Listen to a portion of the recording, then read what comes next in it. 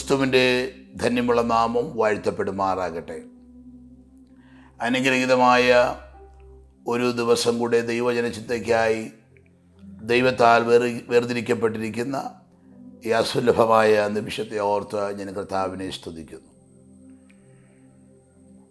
ഇന്നത്തെ ചിന്തയ്ക്കായി വിശുദ്ധ വേദപുസ്തകത്തിൽ നിന്നും ലൂക്കോസിൻ്റെ സുവിശേഷം 8-ാം അധ്യായം അതിൻ്റെ 48-ാമത്തെ വചനം.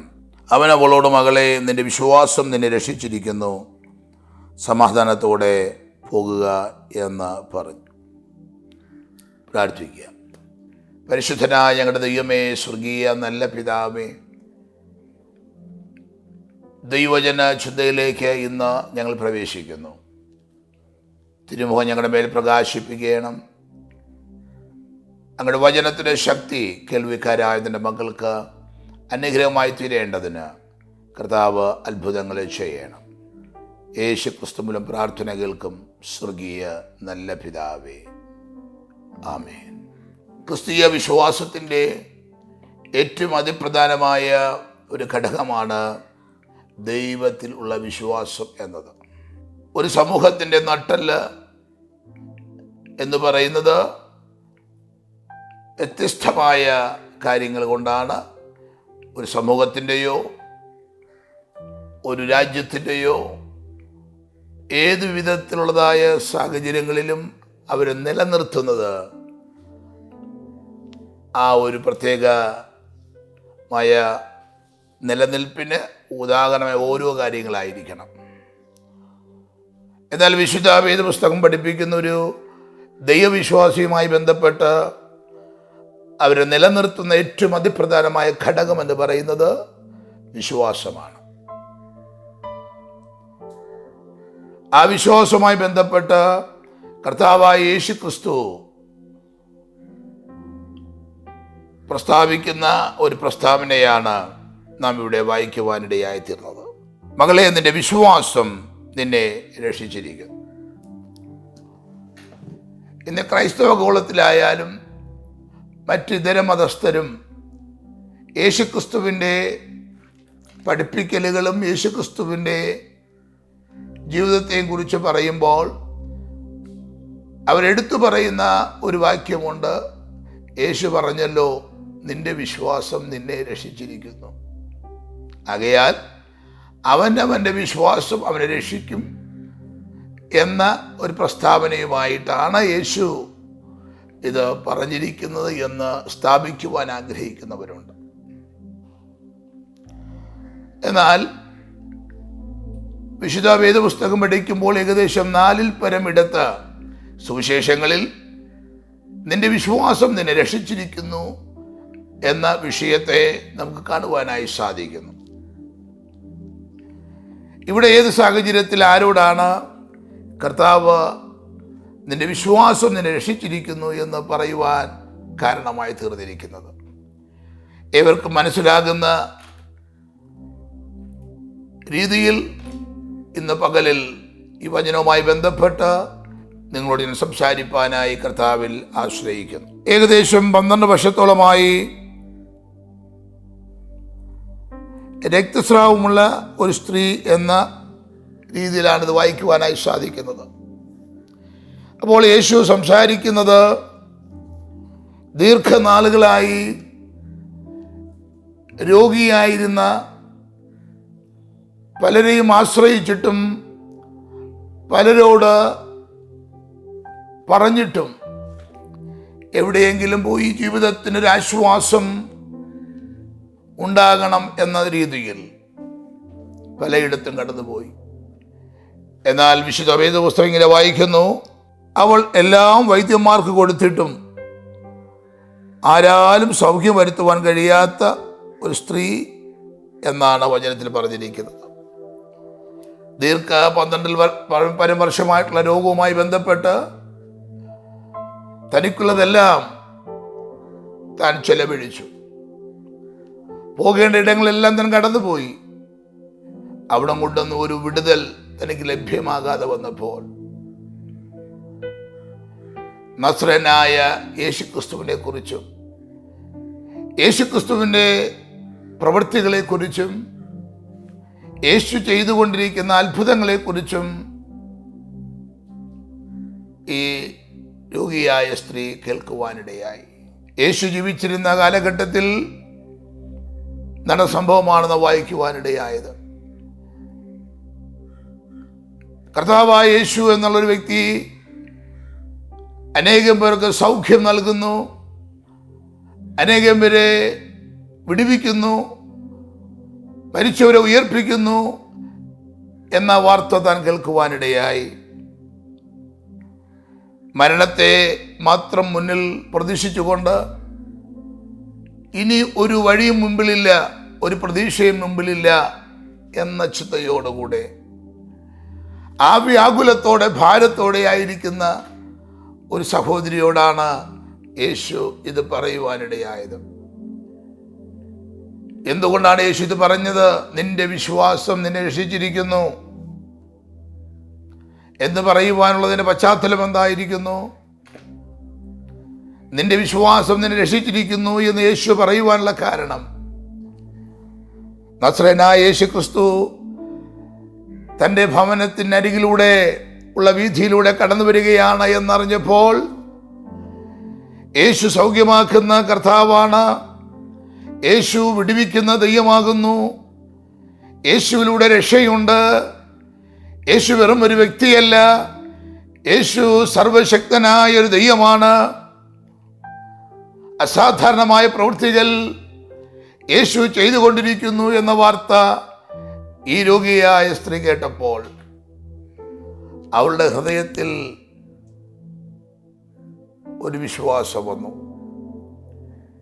അന്നത്തെ യഹൂദാസ് പാരമ്പര്യമനുസരിച്ച് ഇപ്രകാരം രോഗമുള്ള ഒരു വ്യക്തിക്ക്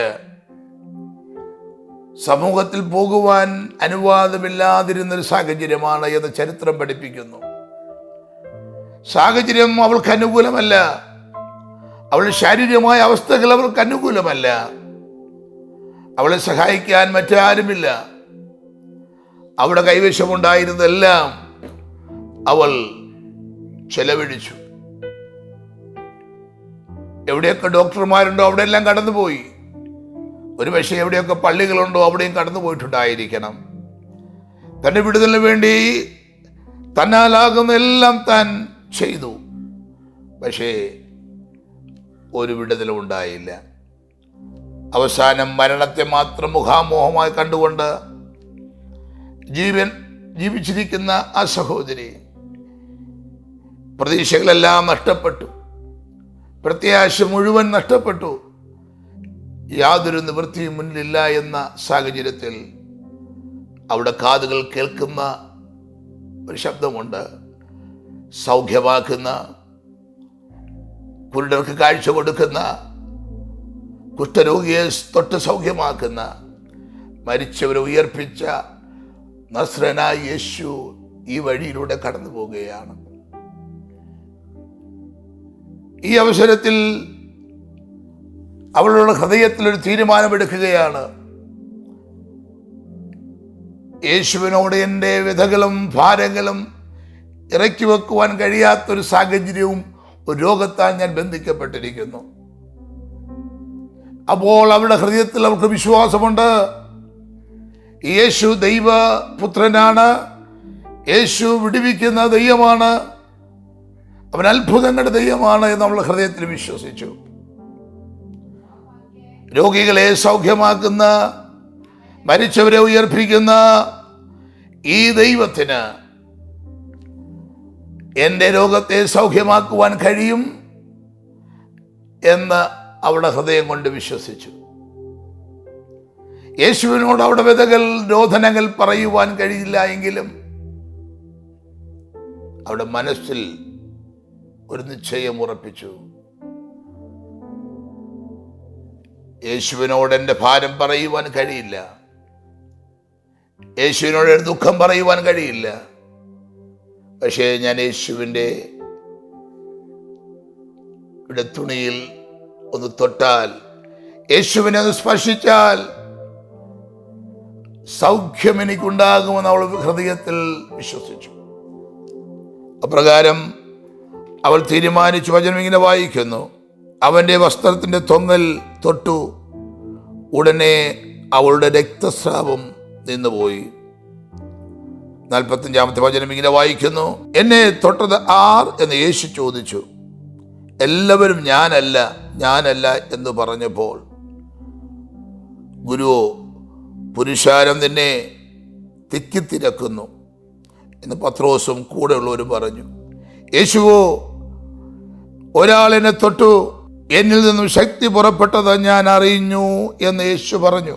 അന്നത്തെ സാഹചര്യം അനുസരിച്ച് അവിടെ ഈ രോഗത്തെക്കുറിച്ച് പറയുവാൻ കഴിയാത്തൊരു സാഹചര്യമാണെങ്കിലും അവിടെ ഹൃദയത്തിൽ തീരുമാനിച്ചു, യേശുവിനെ തൊട്ടാൽ എനിക്ക് സൗഖ്യം ലഭിക്കും. അങ്ങനെ അവൾ യേശുവിനെ തൊട്ടു. യേശുവിനെ തൊടി ഒരു അറ്റം തൊട്ടു. യേശു നിന്നു. പ്രിയമുള്ളവരെ, ഇന്ന് പകൽക്കാലം ഒരു കാര്യം ഞാൻ പറയാം. ആരെല്ലാം യേശുവിനെ തൊട്ടിട്ടുണ്ടോ, അല്ല യേശു ആരെല്ലാം തൊട്ടിട്ടുണ്ടോ, അവർക്കെല്ലാവർക്കും ദൈവത്തിൻ്റെ ശക്തി വെളിപ്പെട്ട് വന്നിട്ടുണ്ട്. ഇന്ന് പകൽക്കാലം എന്നെ കേൾക്കുന്ന, എന്നെ കാണുന്ന, വീക്ഷിക്കുന്ന പ്രിയ സ്നേഹിതരെ, സഹോദരങ്ങളെ, യേശുവിനെ ആരെങ്കിലും തൊട്ടിട്ടുണ്ടെങ്കിൽ, യേശുവിനെ ആരെല്ലാം സ്പർശിച്ചിട്ടുണ്ടോ, അവിടെ മേൽ ദൈവശക്തി വിടുതലായി വെളിപ്പെട്ടിട്ടുണ്ട്.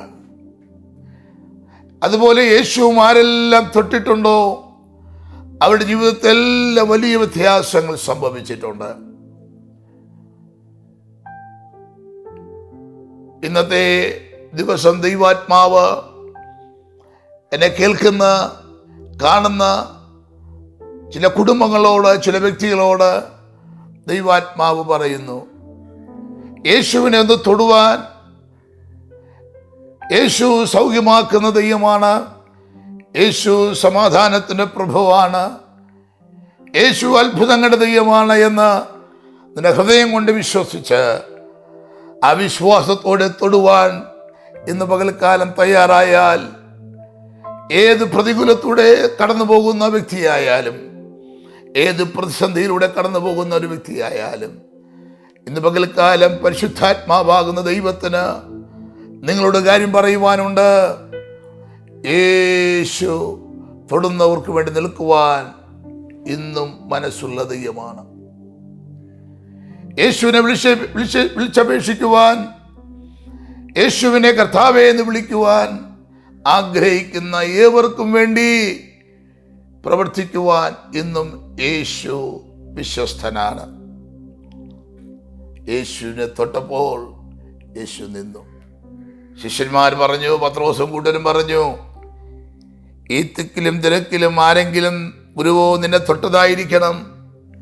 ഇല്ല, യേശു പറഞ്ഞു, ഒരു ശക്തി എന്നിൽ നിന്നും പുറപ്പെട്ടിരിക്കുന്നു. താൻ തൊട്ടത് മറഞ്ഞിരിക്കുന്നില്ല എന്ന് സ്ത്രീക്ക് മനസ്സിലായപ്പോൾ ആ സ്ത്രീ വിറച്ചും കൊണ്ട് അവൻ്റെ മുമ്പിൽ വീണു.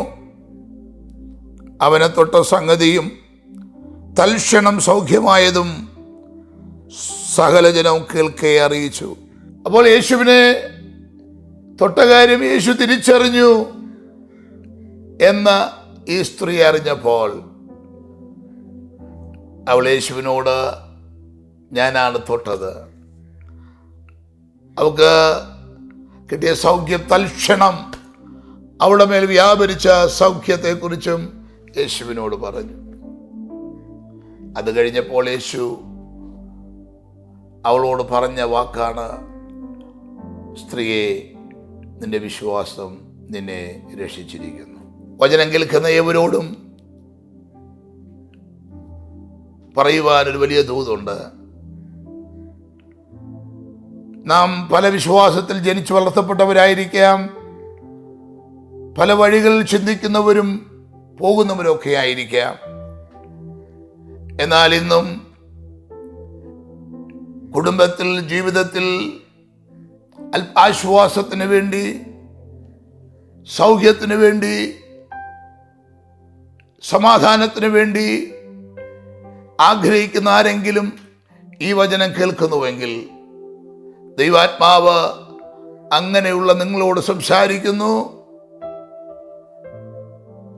യേശുവിനെ തൊടുവാനുള്ള വിശ്വാസം നിന്റെ ഹൃദയത്തിലുണ്ടെങ്കിൽ, യേശു സൗഖ്യമാക്കുന്ന കർത്താവാണ്, യേശു സമാധാന പ്രഭുവാകുന്നു, യേശു മരിച്ചവരെ ഉയർപ്പിച്ച ദൈവമാണ്, ഇന്നും യേശു ജീവിക്കുന്നു എന്ന് ഹൃദയം കൊണ്ട് വിശ്വസിച്ച് യേശുവിനോട് നിങ്ങളുടെ വേദനകൾ പറയുവാനും യേശുവിനെ വിശ്വാസത്തിൽ തൊടുവാനും ഒരു ഹൃദയമുണ്ടെങ്കിൽ,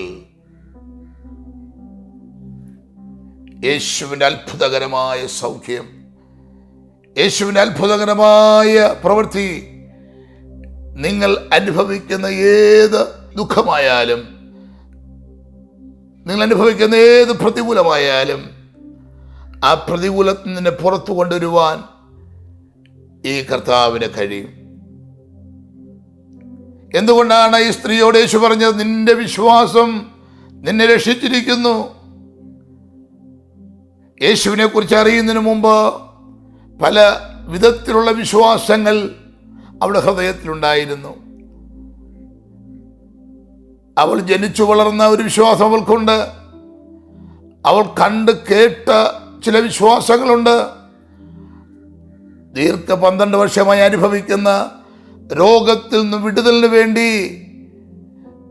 എല്ലായിടത്തും അവൾ കടന്നുപോയി. എന്നാൽ ഒരിടത്തും അവൾക്കൊരാശ്വാസം ഉണ്ടായിട്ടില്ല. മുമ്പിൽ മരണം മാത്രമാണുള്ളത്. എന്നെ കേൾക്കുന്ന പ്രിയ സഹോദരങ്ങളെ, സ്നേഹിതരെ, ജീവിതത്തിൽ ഒരു ലക്ഷ്യം മുന്നിൽ, ഒരു സാധ്യതയും മുന്നിലില്ല എന്ന അനുഭവത്തിലാണ് നിങ്ങളായിരിക്കുന്നുവെങ്കിൽ, ജീവിതത്തിൽ ഒരു സാധ്യതയും കാണുന്നില്ല എന്ന ഘട്ടത്തിൽ നിങ്ങളായിരിക്കുന്നുവെങ്കിൽ, ഒരു വിഷരോഗമായിരിക്കാം, ഭാരമായിരിക്കാം, പ്രതികൂലമായിരിക്കാം, നിങ്ങളുടെ തലമുറകളെ വഴിതെറ്റിക്കുന്ന അനുഭവങ്ങളായിരിക്കാം, ഏത് വിഷയമായിക്കൊള്ളട്ടെ, ഈ വചനം കേൾക്കുന്ന ഈ സമയത്ത് ഈ കർത്താവായ യേശു എന്നെ രക്ഷിക്കും, ആ കർത്താവിൽ വിശ്വസിച്ചാൽ എനിക്ക് സൗഖ്യമുണ്ടാകും എന്ന് വിശ്വസിക്കുവാനുള്ളൊരു ഹൃദയം നിങ്ങൾക്കുണ്ടെങ്കിൽ, കർത്താവ് നിങ്ങളുടെ അരികിലുണ്ട്. കർത്താവിനെ തൊടുവാൻ ഒരു വിശ്വാസത്തിന്റെ ഹൃദയം നിങ്ങൾക്കുണ്ടെങ്കിൽ, കർത്താവിൻ്റെ സൗഖ്യത്തിന്റെ കരം നിങ്ങളുടെ മേൽ വ്യാപരിക്കും. ഞാനിപ്പോൾ വചനം പ്രസംഗിച്ചു കൊണ്ടിരിക്കുമ്പോൾ തന്നെ ആ ദൈവശക്തി വിശ്വസിക്കുന്നവർക്കൊണ്ട് വ്യാപരിക്കുന്ന ആത്മാവിൻ്റെ സാന്നിധ്യം ഞാൻ തിരിച്ചറിഞ്ഞുകൊണ്ട് പറയട്ടെ. എന്തുകൊണ്ടാണ് യേശു ഈ സഹോദരിയോട് പറഞ്ഞത്, നിന്റെ വിശ്വാസം നിന്നെ രക്ഷിച്ചിരിക്കുന്നു? പല വിശ്വാസങ്ങൾ തനിക്കുണ്ടായിട്ടും അതൊന്നും രക്ഷയ്ക്ക് കാരണമായി തീരാതിരുന്നപ്പോൾ, അതൊന്നും തൻ്റെ വിടുതലിനൊരു കാരണമായി തീരാതിരുന്നപ്പോൾ, തൻ്റെ മുമ്പിൽ അവസാനമായി തൻ്റെ കാതുകൾ ധ്വനിച്ച ഒരു പേരാണ് യേശു, നസ്രനായ യേശു. പ്രതീക്ഷ നഷ്ടപ്പെട്ട പലർക്കും, മരണത്തെ മാത്രം മുൻപിൽ കണ്ടുകൊണ്ടിരുന്ന പലർക്കും ഈ നസ്രനായ യേശുവിൻ്റെ നാമം അവിടെ കാതുകൾ കേട്ടപ്പോൾ അത് ഏറ്റെടുത്ത വ്യക്തികൾക്കും കുടുംബങ്ങൾക്കും സൗഖ്യമയായി വ്യാപരിച്ച നിരവധി സാക്ഷ്യങ്ങൾ, നിരവധി അനുഭവങ്ങൾ നമുക്ക് കേൾക്കുവാനും കാണുവാനും സാധിക്കുന്നുണ്ട്. അപ്പോൾ അവിടെ ആഴമേറിയ വിശ്വാസം കർത്താവ് കണ്ടു. യേശുവിനെ മുഖാമുഖമായി കാണുവാൻ കഴിഞ്ഞില്ല എങ്കിലും, യേശുവിനോട് തന്നെ രോധനം പറയുവാൻ കഴിയുന്ന ഒരു സാഹചര്യമല്ല എങ്കിലും, അവിടെ ഹൃദയത്തിൽ ഒരു ദാർഢ്യം, അവിടെ ഹൃദയത്തിൽ ഒരു പൂർണ്ണ നിശ്ചയമുണ്ട്. യേശു സൗഖ്യമാക്കുന്ന ദൈവം. യേശുവിനെ തൊട്ടാൽ അതെനിക്ക് വിടുതലായിരിക്കും. ആ ഒരു വിശ്വാസത്തോടു കൂടിയാണ് അവൾ യേശുവിൻ്റെ അടുക്കലെത്തിയത്. ആ വിശ്വാസം യേശു കണ്ടു. ആ വിശ്വാസത്തിന്റെ ശക്തി യേശുവിൽ നിന്ന് പുറപ്പെട്ടു. ആ വിശ്വാസത്തിന്റെ ധ്വനികൾ അവിടെ കാതുകളിൽ അടിച്ചപ്പോൾ അതിനുവേണ്ടി സ്റ്റെപ്പ് വെക്കുവാനായിട്ട് തയ്യാറായി. വിശുദ്ധ വേദപുസ്തകം അഥവാ ക്രിസ്തീയ ജീവിതം, ക്രൈസ്തവ ജീവിതം നിലനിൽക്കുന്നത് വിശ്വാസമെന്ന അടിസ്ഥാനമാണ്. കർത്താവ് യേശു ക്രിസ്തു വിശ്വാസത്തെക്കുറിച്ച് നിരവധി അനവധി വിഷയങ്ങൾ പഠിപ്പിച്ചിട്ടുണ്ട്. ദൈവം അനുവദിച്ചാൽ വരും ദിവസങ്ങളിൽ ആ വിശ്വാസത്തിനെ കുറിച്ചുള്ള ആഴമേറിയ ദൂതുകൾ കേൾവിക്കാരായ നിങ്ങൾക്ക് അത് അനുഗ്രഹമായിരിക്കുകയും അത് അത്ഭുതങ്ങളിലേക്ക് അത് നമ്മെ വഴി നടത്തുകയും ചെയ്യും. ഇന്ന് ഈ വചനം കേട്ട ഒരു വിടുവിക്കുന്ന കർത്താവായ യേശു ക്രിസ്തു ഉണ്ട് എന്ന് വിശ്വസിപ്പാൻ നിങ്ങൾക്ക് കഴിയുന്നുവെങ്കിൽ നിങ്ങൾ ഇരിക്കുന്നിടത്ത് ഈ കർത്താവിൻ്റെ സാന്നിധ്യം വന്ന്, യേശുവേ, അങ്ങ് സൗഖ്യദായകനാണ്, അങ്ങ് ദൈവത്തിൻ്റെ പുത്രനാണ്, അങ്ങ് ഞങ്ങളുടെ സൗഖ്യത്തിന് വേണ്ടി കൽവറിയിൽ 2 കള്ളന്മാരുടെ നടുവിൽ എനിക്ക് വേണ്ടി മരിച്ചു, അങ്ങയുടെ രക്തം എൻ്റെ പാപത്തിൽ നിന്ന് എന്നെ വിടുവിക്കുന്നു എന്ന് ഹൃദയം കൊണ്ട് വിശ്വസിച്ച് യേശുവേ എന്ന് വിളിക്കുവാൻ നിങ്ങൾ കഴിയുമെങ്കിൽ ആ വിളിയുടെ ആഴം അറിയുവാൻ കഴിവുള്ള ദൈവ സാന്നിധ്യം നിങ്ങളുടെ ഭവനത്തിൽ ഇറങ്ങി വരും. അനേക അത്ഭുതങ്ങൾ, അനേക അടയാളങ്ങൾ, അനേക സൗഖ്യങ്ങൾ ദൈവം ഇന്നും ചെയ്തുകൊണ്ടിരിക്കുന്നു. ഞങ്ങളുടെ സഭയിൽ ക്യാൻസറിൻ്റെ 4ാം സ്റ്റേജായി മുമ്പിൽ മരണം മാത്രം ഉണ്ട് എന്ന് വിധി എഴുതിയ ഒരു ആൻറ്റിയുണ്ട്. ഇനി മുമ്പിൽ യാതൊരു പ്രതീക്ഷയുമില്ല, മരണം മാത്രം മുമ്പിലുണ്ട് എന്ന് വിധി എഴുതപ്പെട്ട ഒരു വ്യക്തിത്വം. കൃപയാൽ പറയട്ടെ, ദൈവം മരണം മാറ്റി ജീവൻ നൽകി. പൂർണ്ണ വിടുതലോടെ ഇന്നും ഞങ്ങളുടെ ആലയത്തിൽ ആരാധനയിൽ പങ്കെടുത്തുകൊണ്ടിരിക്കുന്നു. യേശു സൗഖ്യമാക്കുന്ന ദൈവം. ആ സ്ത്രീയോട് യേശു പറഞ്ഞ വാക്കിതാണ്, നിന്റെ വിശ്വാസം നിന്നെ രക്ഷിച്ചിരിക്കുന്നു. എന്തായിരുന്ന ആ സ്ത്രീയുടെ വിശ്വാസമെന്ന് ഞാൻ നിങ്ങളോട് പറഞ്ഞു. സൗഖ്യമാക്കുന്ന യേശു ഇതുവഴി കടന്നു വരുന്നു. വർഷങ്ങളായി താൻ അനുഭവിക്കുന്ന വേദനയിൽ നിന്നും മറ്റാർക്കും വിടുവിക്കുവാൻ കഴിയാതെ പോയപ്പോൾ, മറ്റാർക്കും ഒന്നും ചെയ്യുവാൻ കഴിയാതെ പോയപ്പോൾ, തനിക്ക് ധനനഷ്ടവും ആരോഗ്യനഷ്ടവും ഉണ്ടായതല്ലാതെ മറ്റൊരു ഗുണവും ഉണ്ടായില്ല. മരണം മാത്രം മുമ്പിൽ ഉണ്ടായിരുന്നപ്പോൾ അവൾ വിശ്വസിച്ചു, യേശുവിനെ തൊട്ടാൽ അതെനിക്ക് സൗഖ്യമാകും, യേശുവിനെ തൊട്ടാൽ എൻ്റെ ജീവിതം മാറിയും. എന്നെ കേൾക്കുന്ന ചില കുടുംബങ്ങളോട്, ചില വ്യക്തികളോട്, ചില മാതാക്കളോട് ദൈവാത്മാവ് ഇടപെടുന്നു. നിന്റെ ഹൃദയത്തിലെ നൊമ്പരങ്ങൾ അറിയുന്ന മറ്റാരും അടുക്കലില്ല എങ്കിലും, നിന്റെ വേദനകൾ ഇറക്കി വെക്കുവാൻ ഒരിടം നീ കാണുന്നില്ല എങ്കിലും, നീ ഒരിടത്തും പോകണ്ട. നീ ഇരിക്കുന്നിടത്ത് ഇരുന്നു കൊണ്ട്, യേശുവേ, അങ്ങ് സൗഖ്യമാക്കുന്ന ദൈവം ഞാൻ വിശ്വസിക്കുന്നു എന്ന് പൂർണ്ണ നിശ്ചയത്തോടെ യേശുവിനെ വിളിക്കുവാൻ, ആ വിശ്വാസത്തോടെ യേശുവിനെ തൊടുവാൻ നിന്റെ ഹൃദയം വെമ്പൽ കൊള്ളുമെങ്കിൽ ഇന്ന് പകൽക്കാലം ഏത് വിഷയത്തിൽ ആണോ നീ ഭാരപ്പെട്ടിരിക്കുന്നത്, ആ വിഷയത്തിൽ യേശു അത്ഭുതം ചെയ്യുന്ന ദൈവമാണ്. യേശു അത്ഭുതങ്ങളുടെ ദൈവമാണ്. യേശു സൗഖ്യമാക്കുന്ന ദൈവമാണ്. യേശു സമാധാന പ്രഭുവാകുന്നു. യേശുവിന് സകലതും സാധ്യമാക്കുവാനായി സാധിക്കും. ഇന്നത്തെ ദിവസം എന്നെ കേൾക്കുന്ന പ്രിയ സഹോദരങ്ങളോട് ക്രിസ്തുവിനെ കൈമാറാനുള്ള വലിയ സന്ദേശം, നിന്റെ വിശ്വാസത്തെ യേശു കണ്ടാൽ, യേശുവിനെ തൊടാനുള്ള വിശ്വാസം നിനക്കുണ്ടെങ്കിൽ നിന്റെ ജീവിതത്തിൽ മാറ്റം വരുത്തും. ഞാൻ നിങ്ങൾക്കായി പ്രാർത്ഥിപ്പാൻ ആഗ്രഹിക്കുന്നു. യേശു സൗഖ്യമാക്കുന്ന കർത്താവാണ്. ഈ വചനം ഹൃദയത്തിൽ ഏറ്റെടുക്കുവാൻ, വചനം ഹൃദയത്തിൽ ഏറ്റെടുത്തുകൊണ്ട് യേശുവിനെ വിശ്വസിപ്പാൻ ഹൃദയമുണ്ടെങ്കിൽ ഞാൻ നിങ്ങൾക്ക് വേണ്ടി പ്രാർത്ഥിക്കുന്നു. നിങ്ങൾ ഇരിക്കുന്ന ഇടത്തു തന്നെ ഈ ദൈവ സാന്നിധ്യം ഇറങ്ങി വരും. യേശുവിന് വേണ്ടി നിങ്ങൾ ഹൃദയം തുറക്കുവാൻ, യേശുവേ എന്ന് നിങ്ങളുടെ അധരം കൊണ്ട് വിളിക്കുവാൻ, യേശുവേ, അങ്ങയിൽ ഞാൻ വിശ്വസിക്കുന്നു, അങ്ങയുടെ വചനത്തിൽ ഞാൻ വിശ്വസിക്കുന്നു, എന്ന് പറയുവാൻ ഇന്ന് പകൽക്കാരന് കഴിയുന്നുവെങ്കിൽ, ആ സൗഖ്യമാക്കുന്ന ദൈവത്തിൻ്റെ കരം, ആശ്വാസം നൽകുന്ന ദൈവത്തിൻ്റെ കരം, സമാധാനം നൽകുന്ന ദൈവത്തിൻ്റെ കരം ഇരിക്കുന്ന ഇടത്ത് വെളിപ്പെട്ട് വരും. നമുക്ക് ദൈവത്തോട് പ്രാർത്ഥിക്കാം. പരിശുദ്ധനായ ഞങ്ങളുടെ ദൈവമേ, സ്വർഗീയ നല്ല പിതാവേ, ഇന്നത്തെ വചനശുദ്ധയ്ക്കായി സ്തോത്രം ചെയ്യുന്നു.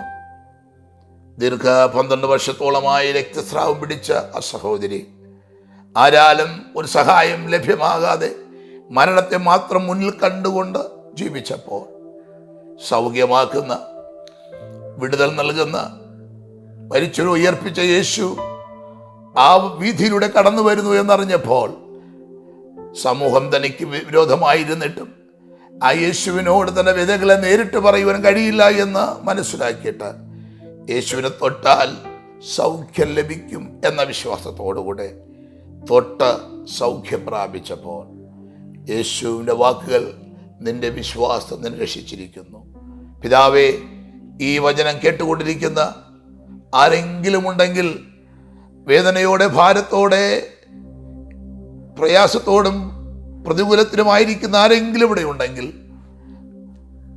വിശ്വാസത്തോടെ ഇന്ന് പകൽക്കാലം ഈ ദിവസം വചനം ഏറ്റെടുക്കുന്ന ആരെങ്കിലും ഇതിനകത്തുണ്ടെങ്കിൽ, ദൈവപ്രവൃത്തി വെളിപ്പെടട്ടെ.